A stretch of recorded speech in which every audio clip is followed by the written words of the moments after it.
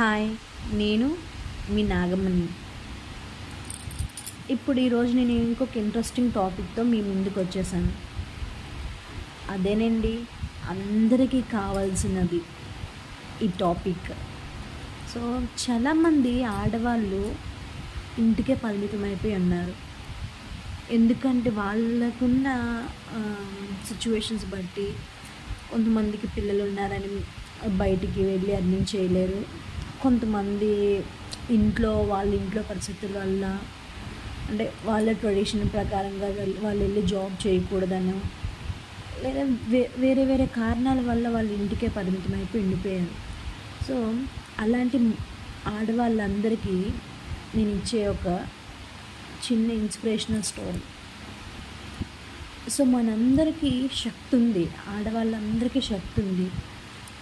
ఆ శక్తిని మనం ఇంట్లో పనులకి మాత్రమే ఉపయోగపెడుతున్నాం. ఇంట్లో పనులే మాత్రమే అంటే ఇంట్లో పనులే చాలా కష్టం. అన్నీ మార్నింగ్ నుంచి మనం నైట్ పడుకునేంత వరకు ఏదో ఒక పని ఉంటూనే ఉంటుంది.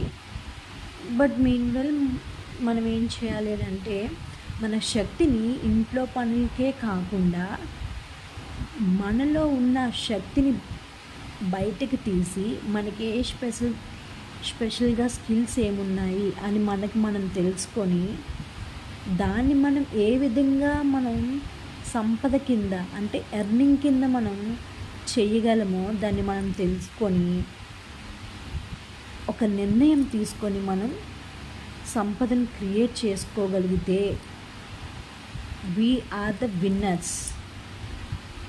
సో ప్రతి దానికి మనం వేరే వాళ్ళ మీద డిపెండ్ అయ్యి ఉండిపోతున్నాం. మన హస్బెండ్స్ మీద కానీ, లేదా మన పేరెంట్స్ మీద కానీ, ఇట్లా ఎవరొక్కరి మీద డిపెండ్ అవుతూనే ఉంటున్నాం. ఈవెన్ ఫర్ 100 రూపీస్, అది ఈవెన్ మనకి ఏదైనా డ్రెస్ కొనుక్కోవాలన్నా, లేదా మనం ఎక్కడికైనా బయటికి వెళ్ళాలన్నా, లేదా మనకి ఎంతగానో ఇష్టమైన మన అమ్మకి ఒక చీర కొనివ్వాలన్నా కూడా మనం వేరే వాళ్ళని అడిగి కొనివ్వడమే జరుగుతుంది. సో అట్లా కాకుండా మనకి మనం చేసుకోవాలి, మనకి మనం మంచి పొజిషన్లో ఉండాలి అని అంటే మనలో ఉన్న శక్తిని బయటకు తీసి దాన్ని సంపదగా క్రియేట్ చేసుకొని, అంటే ఎర్నింగ్గా క్రియేట్ చేసుకోగలిగితే మనకి ఆటోమేటిక్గా స్వేచ్ఛ అనేది వస్తుంది. సో శక్తి, సంపద, స్వేచ్ఛ, ఈ మూడు మనం ఎప్పుడైతే సాధిస్తామో ఆటోమేటిక్గా మనకి విజయం లభిస్తుంది. ఫస్ట్ మనల్ని మనం నమ్మి మనం ఏం చేయగలమో తెలుసుకొని దాన్ని అప్లై చేయగలిగితే వీఆర్ ద విన్నర్స్. నమ్ము, గెలువు.